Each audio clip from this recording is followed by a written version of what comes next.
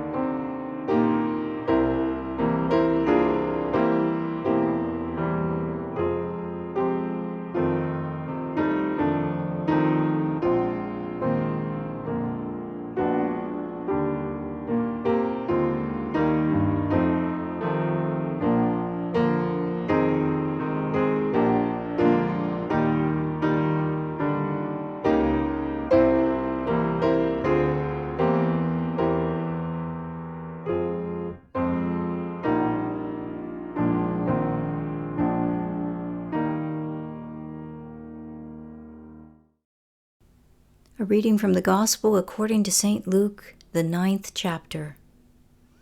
About 8 days after Jesus said these things, he took Peter, John, and James, and went up on a mountain to pray. As he was praying, the appearance of his face changed, and his clothes flashed white like lightning. 2 men, Moses and Elijah, were talking with him. They were clothed with heavenly splendor and spoke about Jesus' departure, which he would achieve in Jerusalem. Peter and those with him were almost overcome by sleep, but they managed to stay awake and saw his glory as well as the 2 men with him. As the 2 men were about to leave Jesus, Peter said to him, "Master, it's good that we're here. We should construct 3 shrines, one for you, one for Moses, and one for Elijah." But he didn't know what he was saying. Peter was still speaking when a cloud overshadowed them. As they entered the cloud, they were overcome with awe. Then a voice from the cloud said, "This is my son, my chosen one. Listen to him." Even as the voice spoke, Jesus was found alone. They were speechless, and at the time told no one what they had seen.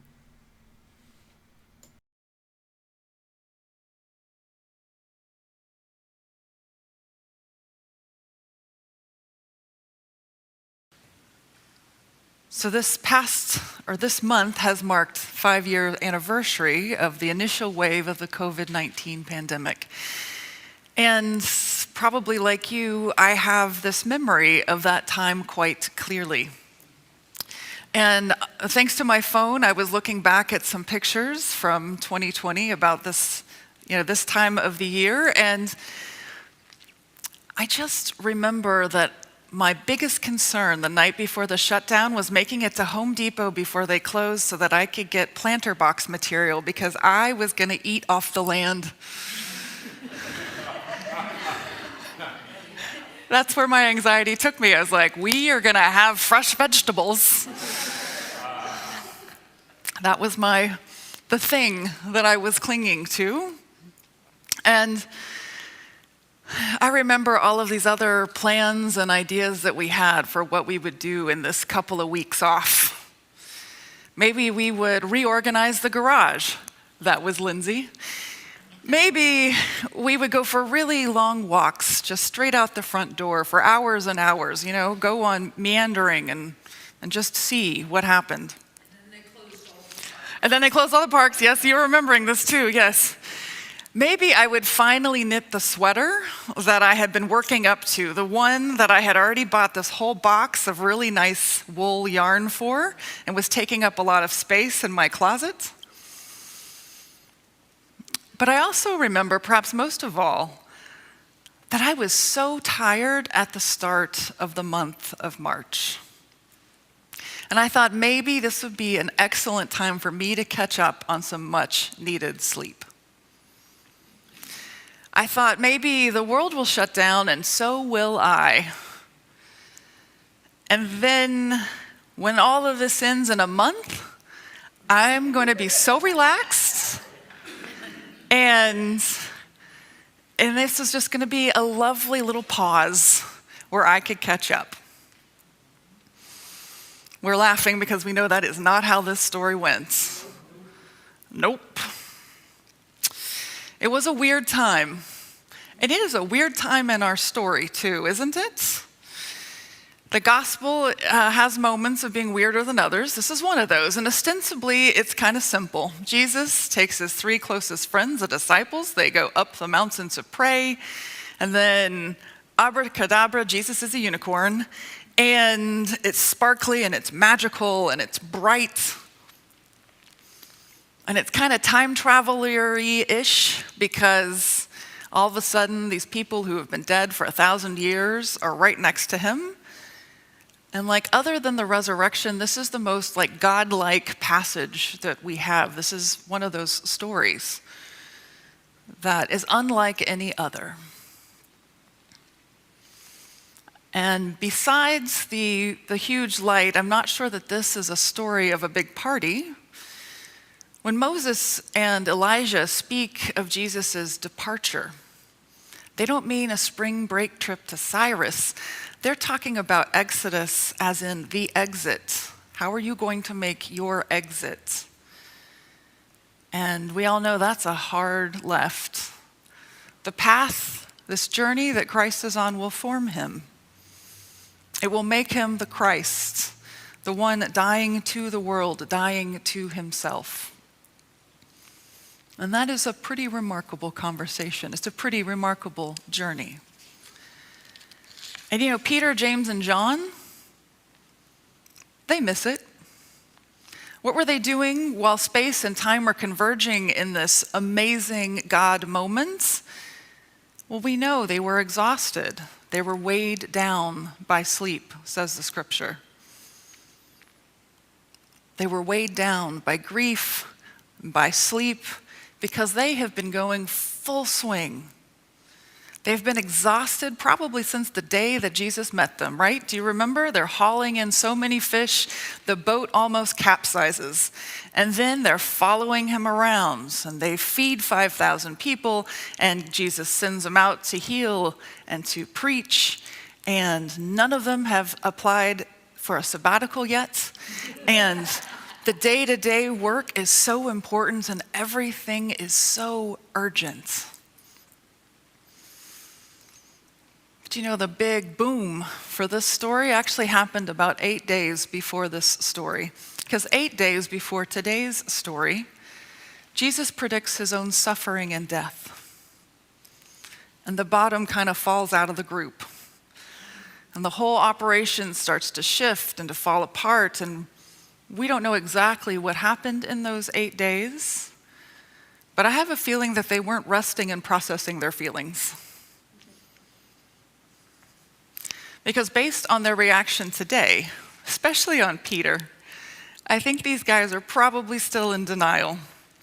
And denial isn't processing. Denial pushes through, right? And I don't know about you, but I certainly pushed through that first year of COVID. I feel like I did more and more and more during that time because everything felt urgent. There was so much that needed to be done. Even when it wasn't especially urgent, somehow it needed to be done now. And I looked for more things to do, more ways to distract myself from grieving. And on the positive, I found a new job. Thanks be to God. Yay. And on the less healthy scale, I consumed more media than I needed. And I sought out more information, and it was hard to turn my brain or my phone off at night. And of all of my COVID resolutions, you know which one I never got to? The sweater. I didn't get to the sweater, that was coming. The box of the wool is still in my closet waiting for me to pull it out. But I also never got bored.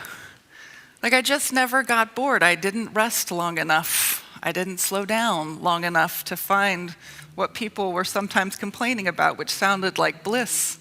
What is this boredom of which you speak? And I think it has taken a toll on me because when I look at those pictures from 5 years ago, I would swear they're from 15 or 20 years ago. Because I looked young and so cute.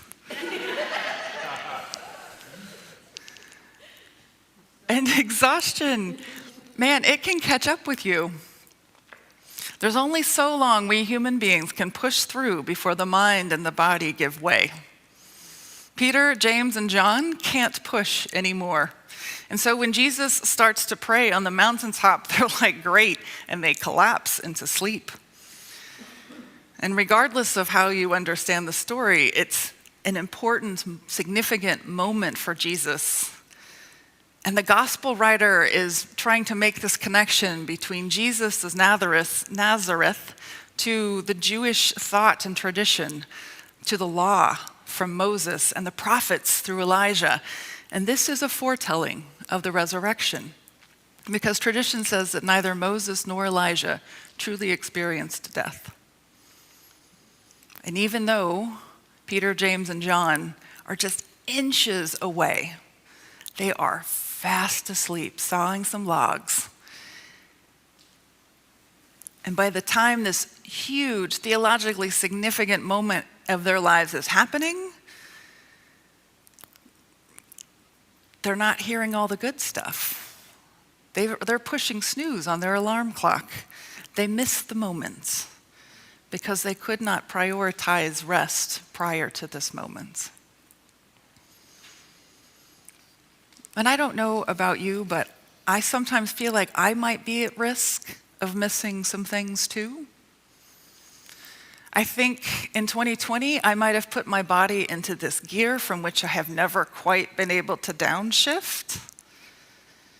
And I pay for that. And I wonder if we as a society have ever been able to shift gears. And I know I'm not alone because my healthcare providers keep talking about a rise in anxiety and stress-related concerns. And I see it in myself, and I see it in people that I love, in my family. And yes, I have that box of wool in my closet, and it's not even calling to me anymore because I know how much work that's going to take.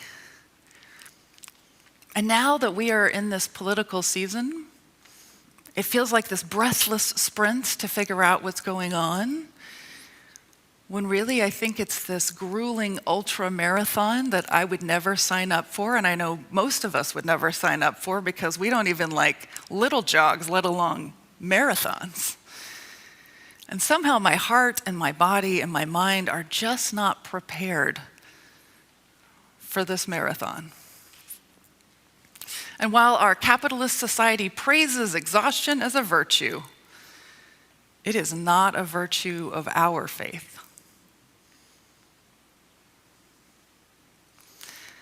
You've heard me talk of the Knapp bishop before, so let me give you one of her prayers again. Her name is Tricia Hersey, and she's a poet and she's an activist.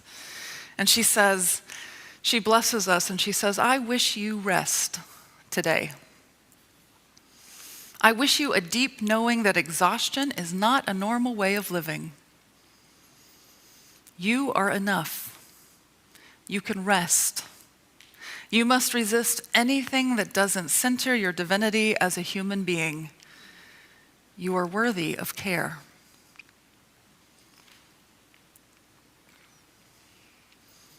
Beloved, we are made good. We are made in the image of love. We are made for abundant life. We are made to rest. We are intended to take moments and hours each day to sleep and to heal and to relax and to give thanks. Because there is so much more that needs to be done in our world, and we need to be present, alive, and awake for those moments. Without rest, we miss what is right in front of us. We end up trying to recreate moments like Peter, rather than being fully alive to the moment as it happens. Now, it may be a bit of a spoiler, but on the last night of Jesus' life, he leads the disciples to a different hilltop to pray. Maybe you know the story. They're in the Garden of Gethsemane, and it is the last time Jesus will be with the disciples alive. And he says, "Will you stay and pray with me?" And they say yes, and they do the same thing. They fall asleep. They're so exhausted. And we don't have to make that same mistake. We have this moment right here in front of us. We have the moments of this week to come. And in between all of your doings and your busyness, all of your tasks, all of the ways in which you are, thanks be to God, resisting the forces of evil and working to change our world, what will be the ways that you rest and take care of you? So even if you haven't made any Lenten resolutions, I urge you this week to find one way you can rest. Could you go to bed an hour earlier? Could you sleep in? How about taking a long walk in a beautiful place? Meditating, drawing, baking, knitting, not me, but maybe you. I urge you to make that commitment to yourself to put it on your calendar, to tell a friend at coffee hour so that you can check in next week and say, how did your rest thing go for you? The work of changing our world is too important for us to undertake it exhausted. You were made to rest because you were made to be alive fully, and that takes some recharging. So I wish us rest. I wish us a deep knowing that exhaustion is not a normal way of living. You are enough. I am enough. We can rest. We must resist anything that doesn't center our divinity as human beings. For we are made for abundant life, and we are worthy of care. Thanks be to God.